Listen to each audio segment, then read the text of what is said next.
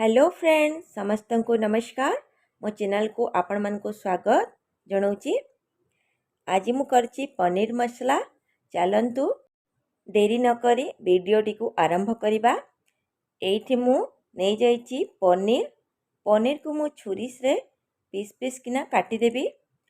एठी मु square size रे काटी दीची पनीर को सबू। पनीर को काटी सल्ला परे ताको मु साइड कर देबी। आउ एठी नहीं जाइची गोटे पियाज बड़ पियाजटी नहीं मु आउ गोटे टमाटर पियाज को मु काटिदेली। टमाटर को मध्य एठी मु काटिदेली।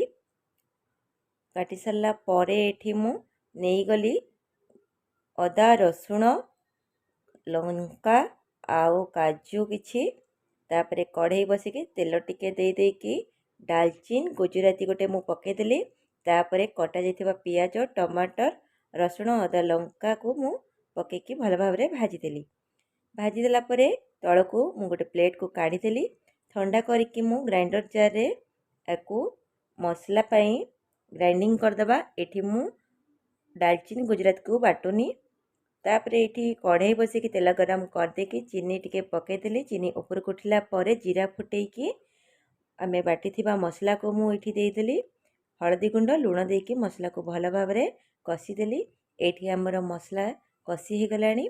तापरे मु पानी देदेली टिके उषुम पानी मु एठी देइची। उषुम पानी देले तरकारी कलरटा भल आसी थाए। तापरे एठी मु सब पनीर तक पकईदेली। एठी मु कंचा पनीर नहींची आपण चाहिले भाजी की नहीं पारिबे। तापरे गरम मसला आउ पनीर मसला देकी मु फुटिबा को टिके छाड़ीदेली। तापरे कस्तूरी मेथी देकी रेडी करदेली आमर पनीर मसला। आकु आमे रुटी और भात संगे मध्य खाई परिबा। वीडियोटी भल लागिले लाइक शेयर सब्सक्राइब करदेबे।